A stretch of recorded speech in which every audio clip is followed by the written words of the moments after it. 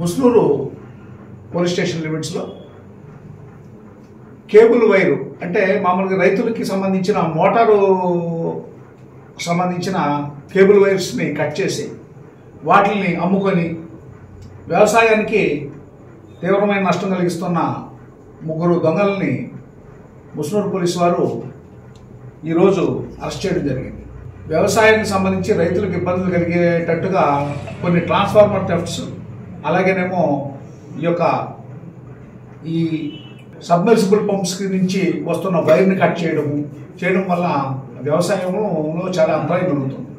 దానికి ఒక ఇన్ఫర్మేషన్ పెట్టి జాగ్రత్తగా మీరు వర్కౌట్ చేయండి అని చెప్పి మా ఎస్పీ గారైన శ్రీ ప్రతాప్ శివకిషోర్ ఐపీఎస్ గారు యొక్క ఉత్తర్వుల మేరకు మా రామకృష్ణ గారు రూరల్ సిఐ గారు అలాగే ఎస్ఐ ముస్నూరు చిరంజీవి గారు వారి సిబ్బంది దీని మీద నిఘా పెట్టడం వల్ల పూజారి ప్రభుకుమార్ 19 సంవత్సరాల ఇతనికి వైఎస్ఆర్ కాలనీ ఏలూరు ఇతను, తర్వాత కర్రి వెంకట జస్వంత్ 19 సంవత్సరాలు ఇతను వైఎస్ఆర్ కాలనీ ఏలూరు, అలాగే ఒక చట్టంతో ఘర్షణ పడిన ఒక వ్యక్తి జోనైల్ అతని పేరు మనం ఇప్పుడు దీంట్లో చెప్పకూడదు కాబట్టి నేను చెప్పట్లేదు. ఈ ముగ్గురిని అరెస్ట్ చేయడం జరిగింది.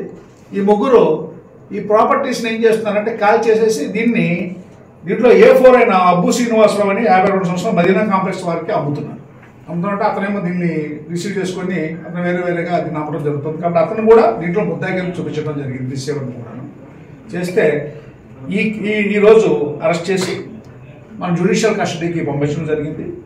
ఈ యొక్క ప్రాపర్టీస్ దగ్గరికి 400 మీటర్ల కేబుల్ వైరు, దీని అంచనా ఏంటంటే 25,000 రూపాయలు. అలాగే దొంగిలించిన 25 కిలోల రాగి వైర్ కూడా దీన్ని మనము స్వాధీనం చేసుకోవడం జరిగింది.